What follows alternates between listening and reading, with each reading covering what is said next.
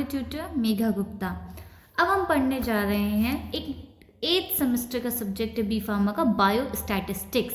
ठीक है, बायोस्टैटिस्टिक्स में हम क्या पढ़ते हैं, सबसे पहले हम टॉपिक जो कवर करेंगे वो है स्टैटिस्टिक्स क्या होता है, उसके बाद हम पढ़ेंगे बायोस्टैटिस्टिक्स। ठीक है, सो लेट्स गेट स्टार्टेड।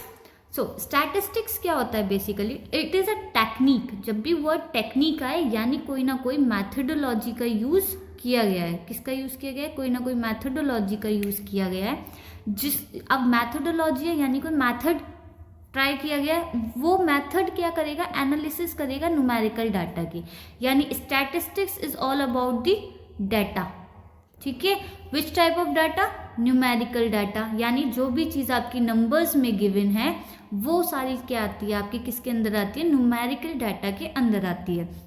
आई बात समझ में। तो स्टैटिस्टिक्स क्या होता है, ये वो टेक्निक है जो एनालाइसिस करती है किसकी, न्यूमेरिकल डाटा की। जैसे कहीं का भी हमें इंफॉर्मेशन लेना हो कि how many population is in India, तो हम जब हमें पॉपुलेशन का पता चलेगा कि इंडिया की पॉपुलेशन कितनी है, तो वो किसकी वजह से हमें पता चला, स्टैटिस्टिक्स की वजह से। यानी कि उन्होंने एक न्यूमेरिकल डाटा निकाला, उसको प्रेजेंट किया, उससे हमें क्या पता चला, कोई ना कोई उन्होंने टेक्निक अप्लाई की होगी। ठीक है, उससे हमारे पास क्या आ गया, न्यूमेरिकल डाटा लास्ट में निकल के आ गया कि हमारे इंडिया में कितनी पॉपुलेशन है, कितनी जनसंख्या है। ओके, तो ये सब किसके अंदर होता है, आपका स्टैटिस्टिक्स के अंदर होता है। किसके अंदर, स्टैटिस्टिक्स के अंदर। ठीक है, अब स्टैटिस्टिक जो वर्ड है वो डिराइव किया गया है लैटिन वर्ड में, उसको बोलते हैं स्टैटस।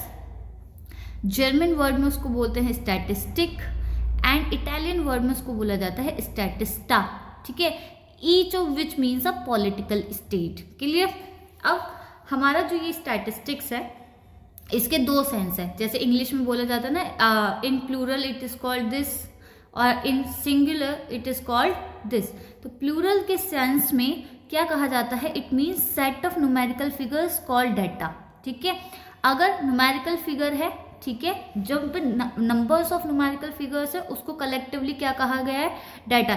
यानी कि प्लूरल सेंस में इसका मतलब है जिसको आप इजीली काउंट कर सकते हो। ठीक है, जो आपको काउंट करके डाटा पता चलता है वो आता है आपका प्लूरल सेंस में स्टैटिस्टिक्स का मतलब। ठीक है, यानी अगर हम एक क्लास की बात करें तो एक क्लास में कितने नंबर ऑफ स्टूडेंट्स हैं, ये ईजी है काउंटिंग करना। ठीक है, तो वो क्या हो गया, प्लूरल सेंस में, वो प्लूरल टाइप में स्टैटिस्टिक्स है। ठीक है, अगर हम सिंगुलर सेंस में बात करें, it means collection, classification, analysis, comparison and meaningful interpretation of raw data.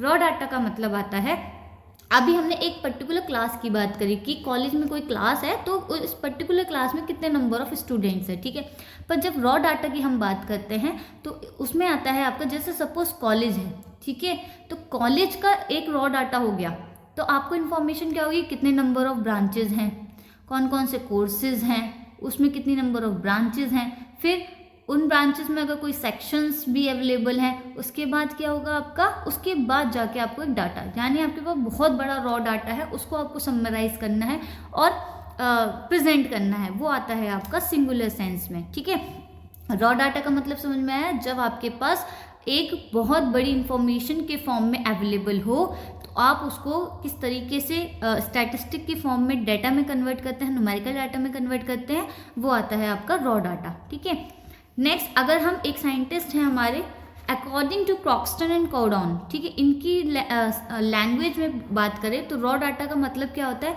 It is the science. यानी क्या है रॉ डाटा, एक साइंस है which deals with the collection, analysis and interpretation of numerical data। ठीक है, यानी कि यहाँ पे क्या कर रहे हैं, रॉ डाटा, यानी हमारे पास बहुत बड़ा डाटा है।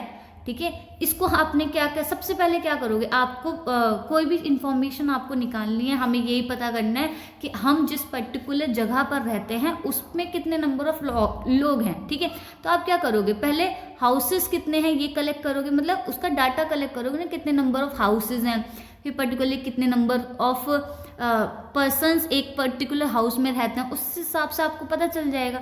तो आप क्या करोगे, उसके बाद उसकी एनालिसिस करोगे, फिर उसके बाद क्या करोगे, अपने रिजल्ट को क्या करोगे, इंटरप्रेट करोगे। ठीक है, इंटरप्रिटेशन करोगे। तो ये होता है आपका रॉ डाटा। तो क्रॉक्सटन एंड कोर्डन की लैंग्वेज में बोला जाता है it is that science which deals with the collection, analysis and interpretation of numerical data. या फिर आप क्या कह सकते हैं, data collection in its original form is known as raw data. जब भी आप डाटा को कलेक्ट कर रहे हैं ओरिजिनल फॉर्मेशन में, उसको भी आप क्या कह सकते हैं, रॉ डाटा। ठीक है, एक छोटी सी डेफिनेशन है एरे के ऊपर। एरे क्या होता है, an array is can be considered as a multiply subscripted collection of data entries. जब भी आप डेटा एंट्रीज को कलेक्ट करते हैं और उसको मल्टीप्लिकेशन फॉर्म में देखते हैं, एरे के फॉर्म में आता है। ये आपको आने वाले टाइम में और क्लियरली समझ में आ जाएगा। ठीक है, अभी तक हम बात कर रहे थे न्यूमेरिकल डाटा, क्योंकि बेसिकली स्टैटिस्टिक्स का मतलब ही क्या होता है आपका, वो टेक्निक जो क्या करती है, एनालिसिस करती है किसकी, न्यूमेरिकल डाटा की। ठीक है, किसकी, न्यूमेरिकल डाटा। अब न्यूमेरिकल डाटा क्या होता है, मे डिफाइन यूनिवर्स और an entire population based on various sampling procedures. ठीक है, यूनिवर्स जैसे कि हमारे इंडिया में कितने लोग हैं, अदर देन इंडिया जितनी भी फॉरेन कंट्रीज हैं उनमें यूनिवर्स है ना, स्टैटिस्टिक न्यूमेरिकल डाटा निकालना इज यूनिवर्स और an entire population based on sampling procedures. ठीक है, it also include the various techniques for the collecting A central tendency, tabulation, average, dispersion. बहुत सारी टेक्निक्स है जिसके थ्रू आप क्या करते हो, न्यूमेरिकल डाटा को कलेक्ट कर सकते हो या न्यूमेरिकल डाटा निकाल सकते हो। ठीक है, अब बहुत इंपॉर्टेंट टॉपिक पे हम बात करते हैं, दैट्स कॉल्ड कंपोनेंट्स। कंपोनेंट्स का मतलब होता है, जो अभी हमने बात करी स्टैटिस्टिक्स की, हम इतनी देर से बात कर रहे हैं, तो उसको स्टैटिस्टिक में कन्वर्ट करने के लिए, एक डाटा को न्यूमेरिकल डाटा बनाने के लिए हमें क्या क्या चीज़ें चाहिए। ठीक है, तो कंपोनेंट्स की बात करें, यहाँ पे आपके 4 मेन कंपोनेंट्स आते हैं, again according to Croxton and Cowden. ठीक है, उन्होंने क्या कहा, सबसे पहले आपके पास क्या है, कलेक्शन। क्या होना चाहिए आपके पास, collection of data which is this. ठीक है, आपको कोई भी चीज़ लेनी है, आप पहले कलेक्ट करोगे ना कि हमें ये इन्फॉर्मेशन लेनी है, तो हमारे पास पहले इन्फॉर्मेशन होनी चाहिए। हम पहले इन्फॉर्मेशन को कलेक्ट करेंगे, डाटा को कलेक्ट करेंगे, उसके बाद हम क्या करेंगे, उसका प्रेजेंटेशन ऑफ डाटा। ठीक है, हम क्या करेंगे, प्रेजेंट करेंगे उस डाटा को। अब हमें प्रेजेंटेशन के बहुत सारे तरीके होते हैं, जैसे कि टेबुलर फॉर्म में भी आप प्रेजेंट कर सकते हो, ग्राफिकल फॉर्मेशन में भी आप प्रेजेंट कर सकते हो, और अदर देन डैट बहुत सारे। ठीक है, तो basically tabular is also called tabulation. ठीक है, आप टेबल की फॉर्म में कोई भी चीज़ दे रहे हो वो टैबुलर में आती है, ग्राफ की फॉर्म में दे रहे हो डाटा तो वो ग्राफिकल। तो आपके प्रेजेंटेशन का तरीका आपके पास होता है कि आपको कैसे प्रेजेंट करना है। नेक्स्ट हम बात करते हैं एनालिसिस की। ठीक है, एनालिसिस का मतलब है आपका कंपैरिजन आता है एक दूसरे से, जो आपने डाटा कलेक्ट किया उसको प्रेजेंट किया, उसकी एनालिसिस भी तो करोगे कि यहाँ पे सपोज इतने लोग हैं, यहाँ पे इतने लोग हैं, ये एनालिसिस होती है। और इंटरप्रिटेशन का मतलब आता है आपका, नेक्स्ट है इंटरप्रिटेशन, इसका मतलब आता है आपका कि basically conclusion. Interpretation is called conclusion, कि अब आपका क्या कॉन्क्लूजन निकला लास्ट में इस चीज़ को लेकर। और एनालिसिस का मतलब आता है आपका रिजल्ट से। ठीक है, तो ये 4 कंपोनेंट्स है जो कि बहुत इंपॉर्टेंट है स्टैटिस्टिक्स के पर्पज से। अब हम देखो, हमारे पास एक ये डाटा है, ठीक है, दैट्स कॉल्ड रॉ डाटा। ठीक है, दैट्स कॉल्ड रॉ डाटा, पहले ये रॉ डाटा था हमारे पास। ठीक है, तो कंपोनेंट्स, अब हमें क्या करना है, रॉ डाटा की क्या करनी है, स्टैटिस्टिक्स करनी है। ठीक है, सबसे पहले हमने क्या किया, कलेक्शन किया, डाटा को कलेक्ट किया। वो कैसे कि हमने 5 लोग लिए। ठीक है, इनका कोई एक स्पेशल एग्जाम हुआ था जो कि 100 मार्क्स का था। ठीक है, ये स्पेशल एग्जाम है। फिर हमने रिमार्क, ठीक है, हमने क्या किया, एक डाटा कलेक्ट किया कि नंबर ऑफ स्टूडेंट जितने हैं, इनका नाम ये है, ABCDEF के फॉर्म में आप बोल सकते हैं, इनका कोई एक स्पेशल एग्जाम हो, ये हमने क्या किया, इन्फॉर्मेशन कलेक्ट करी। ठीक है, अब प्रेजेंटेशन के फॉर्म में हमने क्या किया, टैबुलर में दे दिया। ठीक है, अब टेबुलर में क्या किया, अब एनालिसिस कैसे करोगे, जैसे हमें पता था 5 लोग हैं, 1 2 3 4 5, इनके नाम है ABCDE।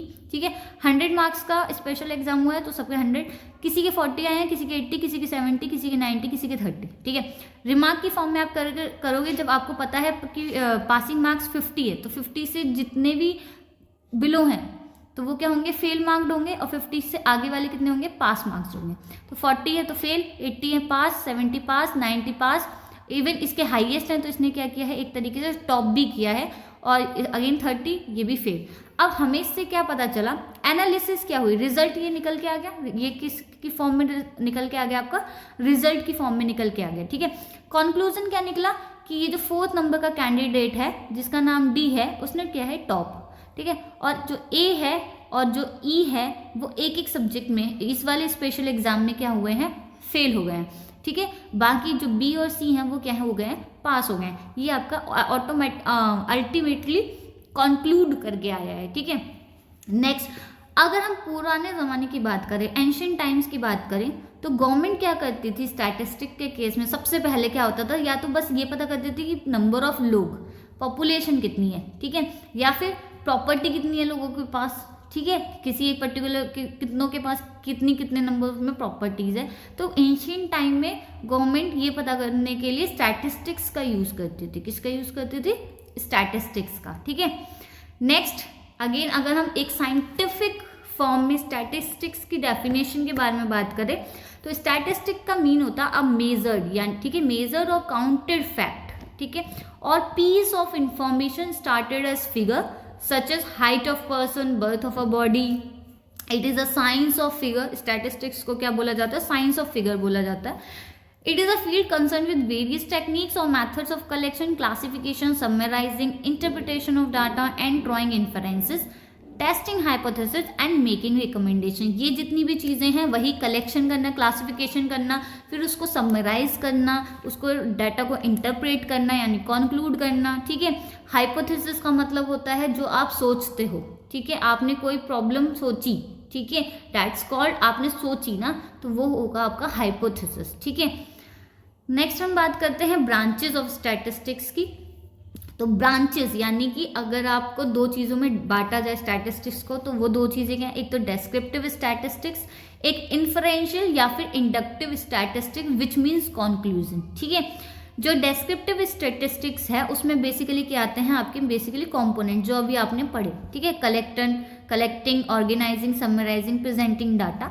एग्जाम्पल के फॉर्म में हम बात करें तो mean, median, mode, standard deviation et cetera, ये सब आपका आता है डेस्क्रिप्टिव स्टैटिस्टिक्स के अंदर, ठीक है। नेक्स्ट हम बात करें इन्फरेंशियल की, तो उसमें क्या आता है आपका estimation, hypothesis testing, relationship, making inferences, making predictions. Example की फॉर्म में बात करें तो hypothesis testing, standard errors of mean, ठीक है। ये सब चीज़ें आपको भी धीरे धीरे पता लगनी शुरू हो जाएंगी कि बेसिकली मतलब है क्या, ठीक है।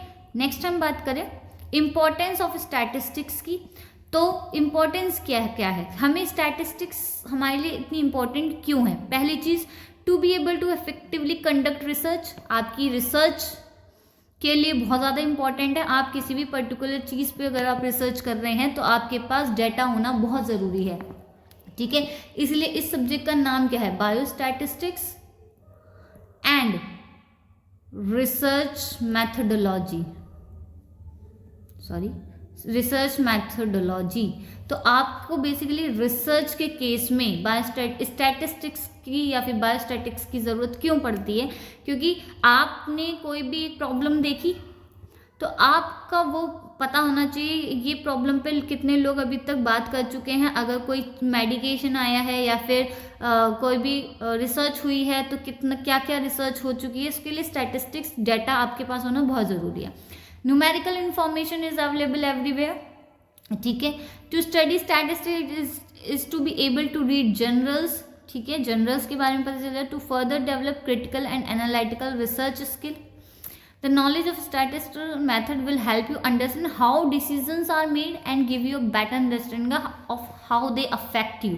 स्टैटिस्टिक्स तो ज़रूरी है, मैथ्स, कैलकुलेशन, न्यूमेरिकल डाटा, ये आप रोज की अपने डेली लाइफ में भी करते हैं। अगर आप बैठें कि आपका आज का एक पर्टिकुलर डे का अगर आप क्या कहते हैं खर्चा निकालने बैठे तो उसमें भी स्टैटिस्टिक है, आपकी एक इन्फॉर्मेशन बढ़ती है, आपके पास एक डाटा कलेक्ट होता है, उससे आप आगे की चीज़ें प्लान करते हो, बहुत सारी चीज़ें हैं। तो statistic is plays very important role, ठीक है।